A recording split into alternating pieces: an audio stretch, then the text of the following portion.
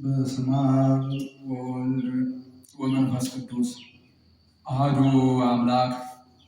ሊቃውንተ ቤተክርስቲያን፣ ካህናት፣ አባቶች፣ ዲያቆናት፣ ወንድሞች፣ ምዕመናን ወምዕመናት፣ አባቶች፣ እናቶች፣ እህቶች፣ ወንድሞች እንዲሁም ሕፃናት ባሰባሰበን በአምላካችን በኢየሱስ ክርስቶስ ፍጹም ሰላም በእናታችን በንጽሕት ቅድስት ድንግል ማርያም ፍጹም ሰላም እንደምን አላችሁ? ፍጥረትን ሁሉ ፈጥሮ የሚያበላ የሚያጠጣ የድንግል ማርያም ልጅ ኢየሱስ ክርስቶስ የተመሰገነ ይሁን።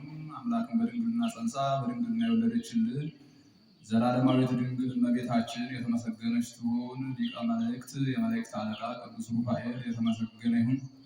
ቅዱሳን መላእክት፣ ቅዱሳን አበው፣ ቅዱሳን ጻድቃን፣ ቅዱሳን ሰማዕታት እንዲሁም ቅዱሳት አንስት የተከበሩ ሴቶች ሁሉ ሳይቀሩ እግዚአብሔር አምላክ ባከበራቸው መጠን የተመሰገኑ ይሁኑ።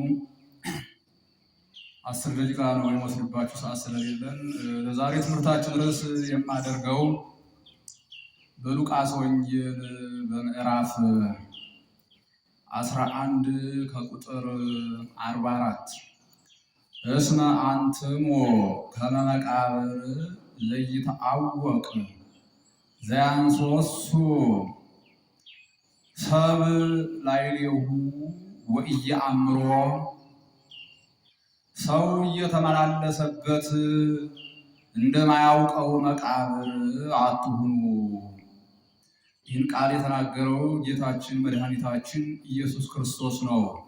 በዚህ ርዕስ መሰረታዊ ዓላማ አድርጌ የምናገረው የተለሰነ መቃብር አንሁን ነው። ሰዎች እየተመላለሱበት እንደማያውቁት መቃብር አትሁኑ። እንግዲህ የመቃብር ሐውልት እንደምታውቁት ግራ ቀኝ እያየን በጎኑ እንመላለሳለን። በውስጡ ግን የሰውን አካል እንዴት አድርጎ አፍርሶ አበላሽቶ እንደተሸከመው እኛ አናየውም፣ አናውቀውም። ምክንያቱም ስውር ነው። ታዲያ ዛሬ ያው የዓለም ሰዎች ብዙዎቻችን እንግዲህ እንደ መቃብር አይነት ነን። ታጥበን ተወላውለን ንጹህ ልብስ ለብሰን እንመላለሳለን። እኛም ሰዎቹን ሲመላለሱ እናያለን። ውስጣቸው ግን ምን እንደሆነ እኛ አናውቅም። እግዚአብሔር ነው እንግዲህ የሚያውቃቸው።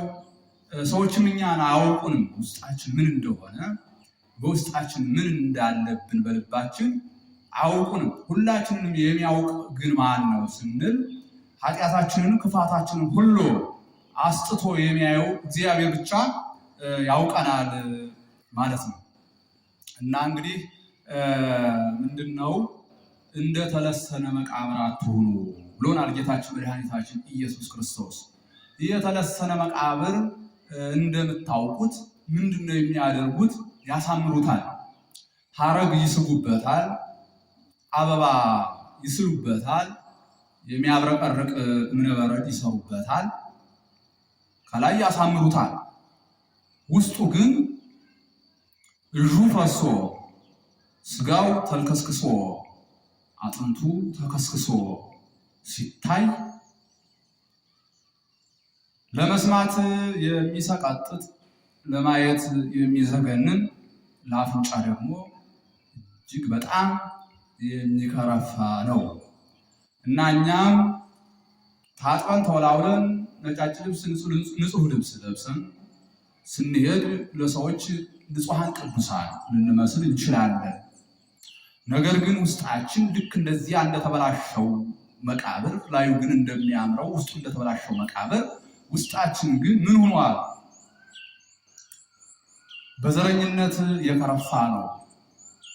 በጥላቻ የከረፋ፣ በቅሚያ በዘረፋ የከረፋ፣ በሐሜት የከረፋ፣ በተሳዳቢነት የከረፋ፣ በዝሙት የከረፋ፣ በስርቆት የከረፋ፣ ደም በማፍሰስ የከረፋ፣ ሰው በመግደል የከረፋ ነው ውስጣችን ማለት ነው።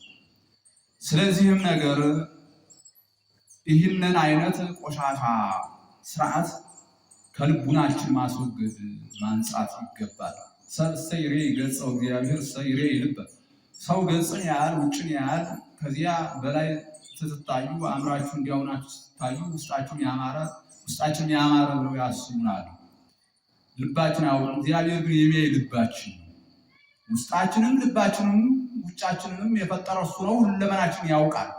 ከውጭም ከውስጥም ሁላችንም ያውቀናል እና ከልባችን ግን የከረፋውን ቆሻሻ፣ በደል፣ ኃጢአት፣ ክፋትን ሁሉ ማስወገድ ማንጻት ይገባናል። ጌታችን እንደተናገረ ማለት ነው። እንደተለሰነ መቃብር አትሁኑ እንዳለ ጌታ ውስጣችን ማንጻት ይገባል። እንግዲህ ብንቆሽሽ ከላይ ግን መልካም መስለን ብንመላለስ የምናታልል ራሳችንን ነው፣ የምንጎዳ ራሳችንን ነው። ሰዎችን ማታለል አንችልም። ምክንያቱም የኛ በደል፣ ርኩሰት፣ ኃጢአት የኛ ጭቃ ወደ ሰዎች ጽድቅ አይሄድም፣ አይለጠፍም። የኛ ክፋት፣ የኛ በደል፣ የኛ ኃጢአት ወደ ሰዎች ጽድቅ ሄዶ አይለጠፍም። ክፋታችን ሁሉ የሚጎዳን እኛውን ነው። ስለዚህ የምናታለል እኛው ራሳችንን ነው። የምናላግጥም በራሳችን ነው፣ በሰው አይደለም። በእግዚአብሔርም ማላገጥ አንችልም፣ እግዚአብሔርን ማታለል አንችልም። ለእግዚአብሔር የሚሰወር አንድም ነገር የለም። ስለዚህ ክፋታችን፣ በደላችን፣ የከረፋው ኃጢአታችን ሁሉ የሚጎዳን ራሳችንን ነው። ሲኦልን ያህል መከራ፣ ገሃነምን ያህል መከራ ለዘላለም ያሸክመናል ማለት ነው። ስለዚህም ነገር ውስጣችንን ንጹህ እናድርገው። ነገሩን ሁሉ ከአንገት በላይ አናድርገው፣ አንቆሽሽ። እንግዲህ እንደምታውቁት ቆሻሻ ነገር ዝንቦችን ይስባል። ቆሻሻ ነገር የዝንብ መሰብሰቢያ ነው። ንጹህ ነገርን ግን ዝንቦች መቅረብ አይችሉም። ንጹህ ነገር አያስቀርባቸውም። ውስጣችንን ስናቆሽሽ ስንረክስ የአጋንንት መናኸሪያ ነው የምንሆን። አጋንንት ተስበው ወደኛ ይመጣል። ንጹህ ከሆን ግን አጋንንት ወደኛ መግባት አይችሉም። አናስቀርባቸውም። እኛ የሰውነት በራችንን ሁሉ ግጥም አድርገን መዝጋት አለብን። አሁን 10 በር ባለው ቤት ውስጥ የሚኖር ሰው ማለት ነው 9ኙን ዘግቶ ማታ አንዱን ረስቶት ቢተኛ ሌባው ይዞራል። በር ተዘግቷል፣ ሙሉ ይዞራል። ግን በተከፈተው በአንዱ በር ገብቶ ሰውየውን ገሎ ንብረቱን ዘርፎ ይሄዳል። የእጃችን በር ሊዘጋ ይገባል። ደም ከማፍሰስ፣ ከስርቆት፣ ክፉ ከማድረግ፣ ከመዝረፍ፣ ከመቀማት፣ ከመግደል። የዓይናችን በር ራሱ ሊዘጋ ይገባል። ለዝሙት የሚያነሳሱ ነገሮችን ከመመልከት፣ አመንዝራዎችን ከመመልከት፣ ዘማውያንን ከመመልከት፣ ኃጢአት፣ በደልን፣ ክፋትን፣ ርኩሰትን ከመመልከት ዓይናችን ራሱ ሊቆጠብና የዓይናችን በር ሊዘጋ ይገባል። የእግራችንን በር ወደ ስርቆቱ፣ ወደ ክፋቱ፣ ወደ መግደሉ ከመገስገስ እንዲቆጠብ ራሱ የእግራችን በር ሊዘጋ ይገባል። እያንዳንዱ አካላችን ለክፋት እሺ እንዳይል የአካሎቻችን በሮች መዝጋት አለብን። ዓይን ከደፈረሰ አለ ጌታ ሙሉ አካል የደፈረሰ ይሆናል። በዓይናችን ክፉ ነገርን ስናይ ሰውነታችን ሁለመናችን ክፋትን ያስባል፣ ወደ ተግባሩ እንሄዳለን ማለት ነው። ስለዚህ ጌታ እንዳለ አንድ አካል ከደፈረሰ፣ ዓይን ከደፈረሰ ሙሉ አካል ይቆሻል፣ ይደፈርሳል እንዳለ እኛ በራችን አንዱን በር እንኳን አጋንንት ክፍት ብናደርግ ማለት ነው በዚያ ተሰብስበው ይገባሉ ማለት ነው። ራቅ ብለው 40 ክንድ ቁመው መጀመሪያ ይመለከቱናል። እኒህ ሰዎች እንዴት ናቸው? ንጹሐን ናቸው? በንጽህና ነው በቅድስና ነው ያሉ ወይስ አይደለም ብለው ይመለከቱናል። ሲመለከቱን የሆነ በር ግን ከከፈትን እሰይ ብለው ሰተት ብለው ብዙ ብለው ይገባሉ። በሚሊዮንም ሊገቡ ይችላሉ፣ በትሪሊየን ሁሉ ሊገቡ ይችላሉ። መናፍስት ክፉ ናቸው፣ ርኩሳን መናፍስት። ስለዚህ ከገቡ በኋላ እያንዳንዳችን እንደ መግደላዊት የተለያየ አይነት ስራ ያሰሩናል። አሁን መግደላዊትን 7 አጋንንት ነው የነበረው። መንፈሰ ትውዝፍት አለ፣ የምንዝር ጌጥን ያስወድድ አለ፣ ብዙ አይነት የትዕቢት መንፈስ፣ የዝሙት መንፈስ፣ የስካር መንፈስ፣ የተለያየ አይነት ክፋት የሚያሰራት መናፍስት ነው የነበሩ። እሷ ውስጥ ወደ 7 አይነት መናፍስት ነበሩ። 7ቱ መናፍስት 7 አይነት ክፋት ነበር የሚያሰራት እና ለእርሷ ለመውጣት ከብዷት አልተቻላትም ነበር። ክርስቶስ ነው ነፃ ያወጣት እና አጋንንት ተሰባስበው ወደኛ ሲገቡ ብዙ ነው የሚገቡ። እያንዳንዳቸው የተለያየ ስራ ነው የሚያሰሩ እያንዳንዳቸው። ከዚያ የተነሳ የአጋንንትን ክፋት መቋቋም አንችልም። በጣም አደገኞች ናቸው። አይተኙ፣ አያንቀላፉ፣ ጥበባቸው የክፋት ጥበባቸው ከባድ ከመሆኑ የተነሳ እያንዳንዳቸው የተለያየ አይነት ክፋት ያሰሩናል። ከዚያ በኋላ እነርሱን ሰብረን ለመውጣት እንጨነቃለን። ከዚያ ሁሉ ነገር ግን ቀድሞ አርቆ ማጠር ይገባል። ከገቡብንም ደግሞ በጾም በጸሎት በስግደት የዲያብሎስን ሽንገላ ትቃወሙ ዘንድ የእግዚአብሔርን ዕቃ ጦር ልበሱ ተብለናል። ጾም አለ፣ ጸሎት አለ፣ ስግደት አለ፣ በዚህ ንስሐ አለ። በዚህ ጸድተን በስጋው ደግሞ በክርስቶስ ሥጋና ደም ደግሞ ጠርተን እነርሱ ማስወገድ እንችላለን እና እንደተለሰነ መቃብር አትሁኑ ብሎናል ጌታችን መድኃኒታችን ኢየሱስ ክርስቶስ። እና እንግዲህ ብዙዎቻችን እንደነገርኳችሁ እንደተለሰነ መቃብር ነን። ሁሉ ነገራችን ከአንገት በላይ ነው። ውስጣችን ግን የቆሸሸ ነው። ርቃችን ራሱ ከአንገት በላይ ነው። ስንታረቀው ከአንገት በላይ እኮ ግን ሲታጠቡ ከክንድ ሲታረቁ ከልብ ነው መሆን የሚገባ። ርቃችን ከአንገት በላይ ነው። ከዚህ የተነሳ በጣም አስቸጋሪዎች ነን ለርቅ እንኳን ማለት ነው። እንዲሁ ሽማግሌቱ ሁሉ እናደክማለን። ታዲያ ግን የሚያስታርቁትም ላለማድከም ስንል እሺ እንላለን። ከልባችን አይደለም ከአንገት በላይ ማለት እሺ እንላለን፣ እንታረቃለን። ታዲያ የሆነ ጊዜ ላይ ምን እንላለን? ጠብቀን ሰዎች ልንበቀል እንችላለን። ያለበለዚያም ደግሞ ምን ልንል እንችላለን? ከልብ ስላልሆነ ርቃችን እነዚህ የታረቅናቸው ሰዎች በቃ በደላችን ትተውልናል፣ ይቅር ብለውናል ብለው ደስ ብሏቸው ሳለ የሆነ ጊዜ ላይ ምን ልንል እንችላለን? እንዲያው እኮ ትቼው ነው እንጂ የሰራሽኝ ስራ እንላለን። እንዲሁ ትቼው ነው እንጂ የሰራሽኝ ስራ። ተመልከቱ፣ የሻከረ እርቅ ማለት ይሄ ምንድን ነው? የተለሰነ መቃብር ነው። ይቅር ማለት ነው የሚገባ፣ ከልብ ይቅር ማለት። ምክንያቱም ክርስቶስ በንስሐ ሁሉን ነገር ይቅር እያለልን ስለሆነ፣ በንስሐ ሁሉን ነገር እየተወልን ስለሆነ እኛ የሰዎችን በደል መተዋለን። ይቅር እንድላችሁ ይቅር በሉ ነው ያለ።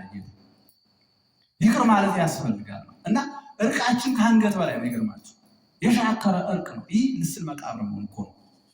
ውስጥ የከረፋ የቆሸሸ ማለት አሁን በቆሸሸ ዕቃ ምግብ ቢቀርብ ትበላላችሁ? እንዴት ይሆናል? ትጸየፋላችሁ። እኛ ለክርስቶስ ዕቃዎች ነን፣ ምርጥ ዕቃዎች። ጳውሎስ ምንድን ነው ያለው?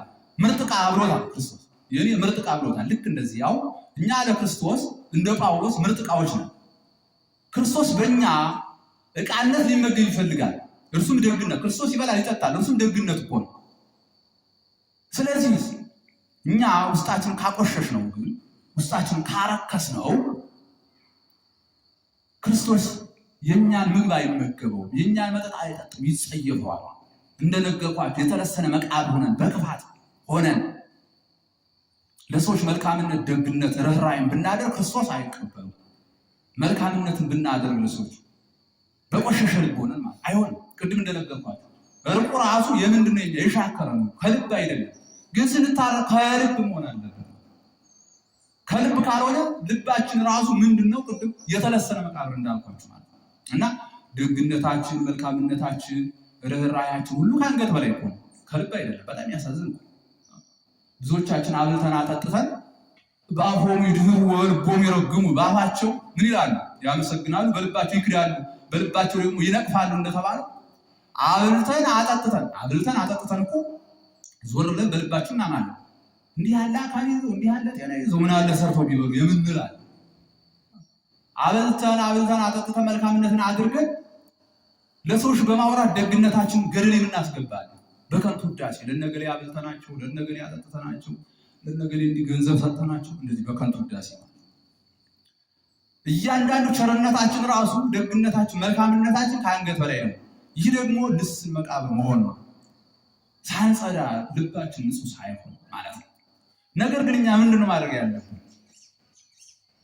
ይህንን በመቃብር የተመሰለ ልባችንን ማለት ነው ንጹህ አድርገን አጽድተን በንስሐ አንጽተን በክርስቶስ ሥጋና ደም በደንብ አድርገን አጽንተን በክርስቶስ ሥጋና ደም አንጽተን ደግነትን ብቻ በውስጣችን ማኖር ይጠበቅብናል። ደግነትንም እንደ አብርሃም ነው ማድረግ ያለብን። አሁን የአብርሃም ደግነት ይለያል።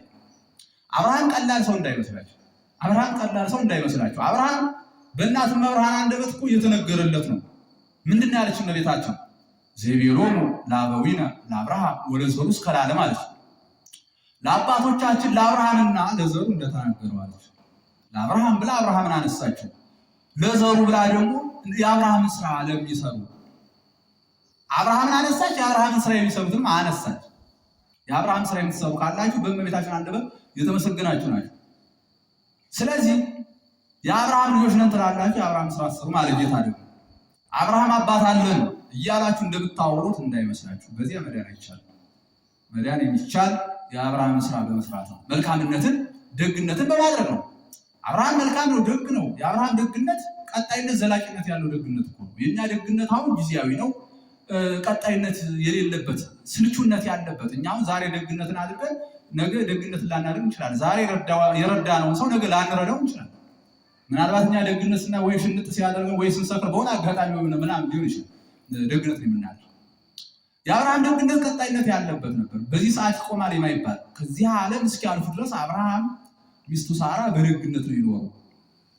ጌታ ምንድን ነው ያለው?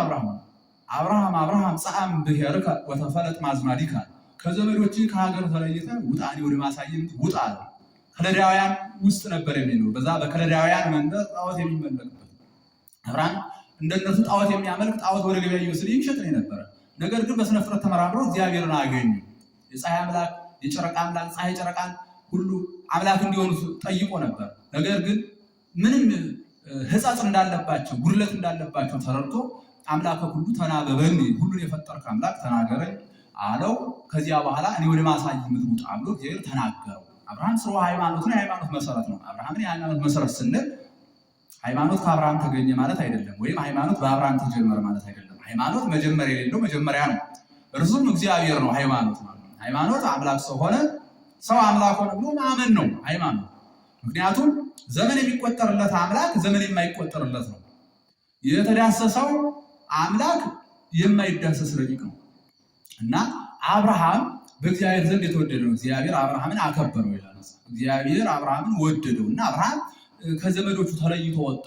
ጣዖት አምልኮን ዘመዱ አድርጎ ነበረ። ልክ እንደተለሰነ መቃብር ሆኖ ነበር አብርሃም የሚኖረው። ጣዖት አምላኪ ነበረ። ጣዖት ወደ ገበያ እየወሰደ የሚሸጥ ነበረ። በበደል ውስጥ በርኩሰት ውስጥ ካሉ ሰዎች ጋር ነበር የሚኖር በዛ በከለዳውያን። ስለዚህ እግዚአብሔር ከዚያ ውጣ አለው። ወጣ አብርሃም። ተመልከቱ፣ ያውም በጨለማው ዘመን እኮ ነው።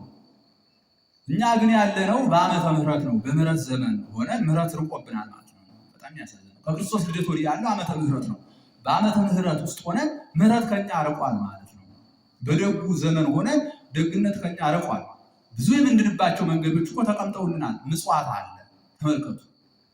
ጾም ጸሎቱ ስግደቱ አለ፣ ንስሐዋ አለ፣ ስጋ ወደሙ አለ፣ ቁርባኑ አለ። ይህ ሁሉ የከበረ መዳኛ ተቀምጦ ጻድቃን ሰማዕታት ቅዱሳን ሁሉ አሉ። በስማቸው በቃል ኪዳናቸው እንድንድን በስማቸው አብልተን አጠጥተን መልካምነትን ደግነትን በስማቸው አድርገን በተሰጣቸው ቃል ኪዳን እንድንድን ይህ ሁሉ ተሰጥቶን እኛ ግን የማንድን ሆነናል ማለት ነው። አብርሃም ግን በጨለማው ዘመን ሆኖ ማንም ሳያስተምረው ለእኛ መጻሕፍት ሞልተውን አሉ።